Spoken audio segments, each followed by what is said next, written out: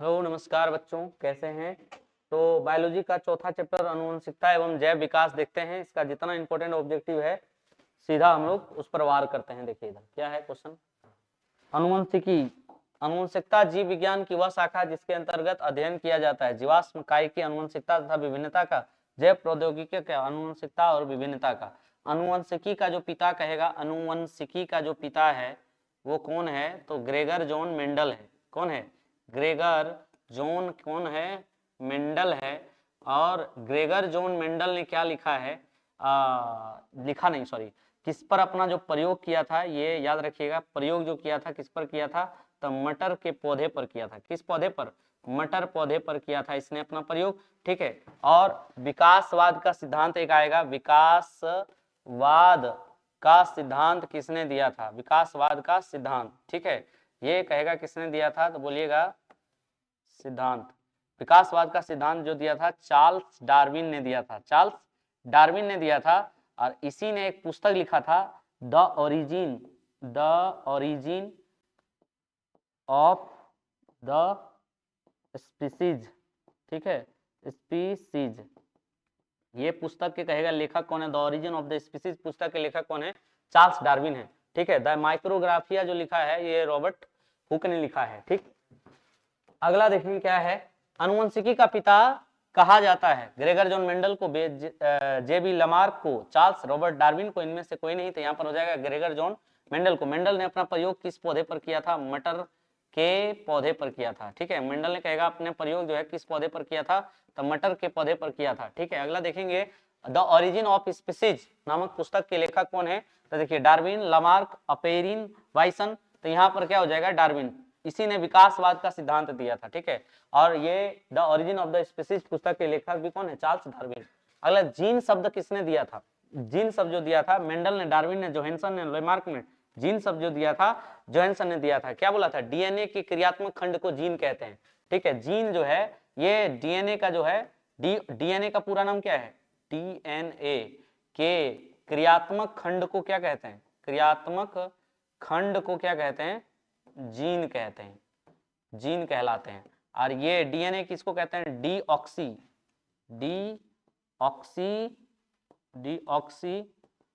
Ribose nucleic acid.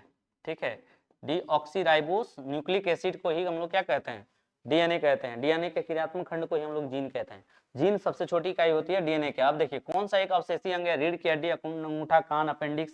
तो यहाँ पर क्या हो जाएगा? अपेंडिक्स जो है एक अवशेषी अंग है हमारा। ठीक है, अगला देखेंगे निम्न में कौन बोने पौधे को दर्शाएगा? टी, ये तो स्मॉल टी दोनों जो है ये बोने पौधे को दर्शाता है।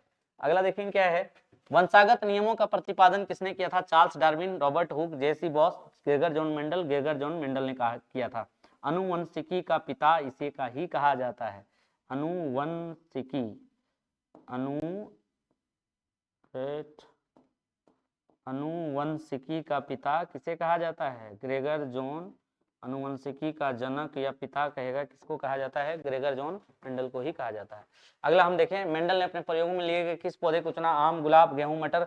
तो मटर के पौधे को चुना था। मेंडल ने किस पौधे को चुना? मटर के पौधे को चुना था। मटर को अपने प्रयोग के लिए किसने चुना? Mendel, Darwin, Lamarck, Khurana.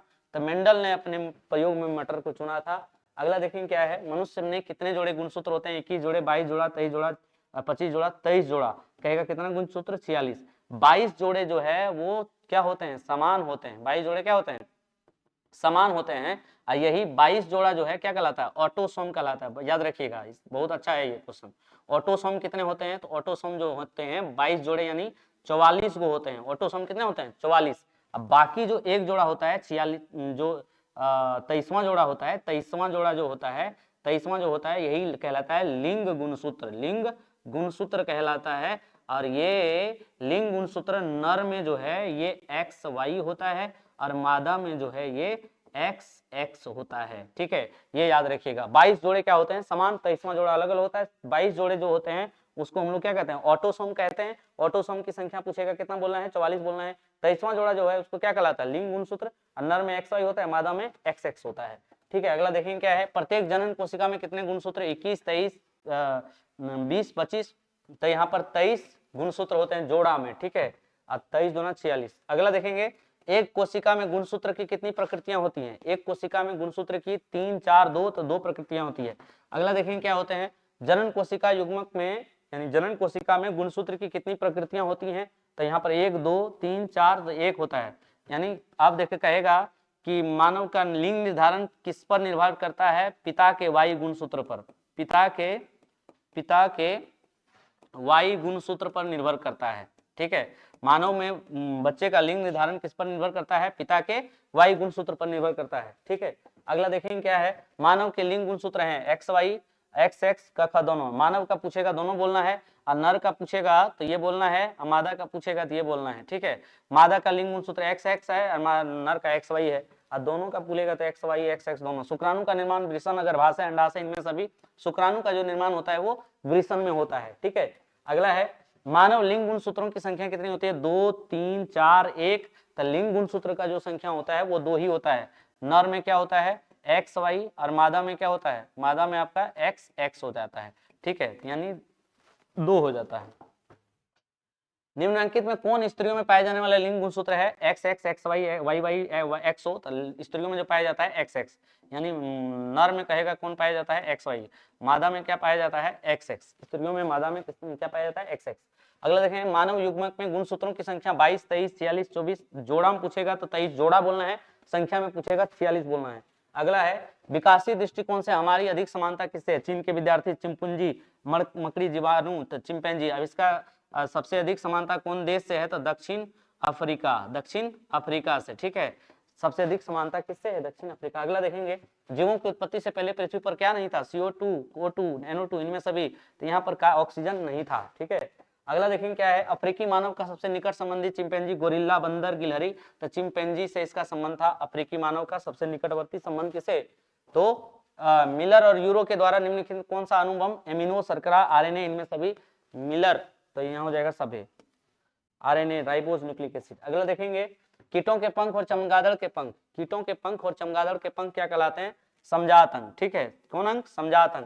अवशेषी अंग हमारा कौन है? अपेंडिक्स है। ठीक है, अगला देखेंगे, कौन सा अभिलक्षण वंशागत नहीं है? आंख का रंग, चमड़ी का रंग, शरीर का आकार, बाल की प्रकृति। तो राइट आंसर हो जाएगा बाल की प्रकृति, ये वंशागत नहीं है। अगला देखेंगे, समजात अंगों का उदाहरण है, हमारा हाथ कुत्ते का अग्रपाद, हमारा दांत हाथी का दांत, आलू का घास, ऊपरी भुस्तारी।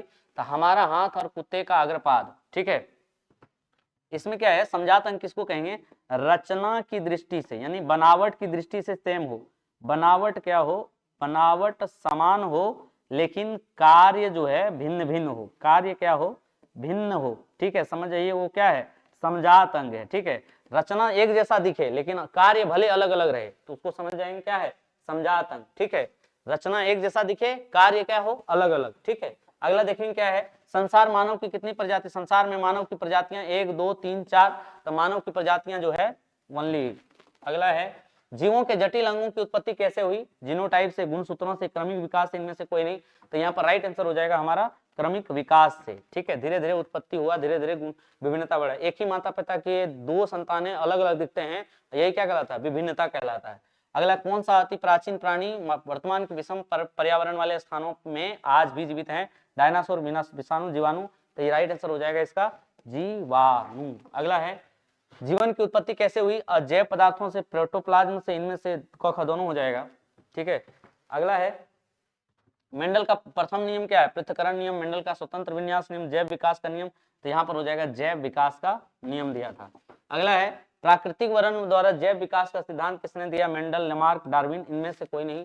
इसका राइट आंसर हो जाएगा डार्विन ने दिया था विकासवाद का सिद्धांत। ठीक है, अगला है, किस प्रजाति में अत्यधिक विविधता देखी जाती है? शेर, चिंपैंजी, गेंडा, मनुष्य। सबसे अधिक विविधता जो दिखी जाती है वो मनुष्य में दिखी जाती है। ठीक है, सबसे अधिक विविधता वाला प्राणी कौन है? मनुष्य। जीवों में वंशागत गुणों का निर्धारक करने वाला कौन है? जीन, क्रोमोसोम, DNA, इनमें से कोई नहीं।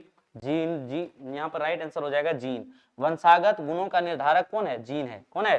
जीन है। अगला देखेंगे क्या है, अनुवंशिकी का पिता Gregor John Mendel, JB Lamarck, Charles Darwin, इनमें से कोई नहीं। तो ग्रेगर जॉन मेंडल को कहा जाता है अनुवंशिकी का फादर। अगला देखेंगे क्या है, पीढ़ी दर पीढ़ी जनकों से उनके संतानों में संचारित होने वाले गुण क्या कहलाते हैं? अनुवंशिक गुण, अनुवंशिकता, अनुवंशिकी, उपयोग, सभी।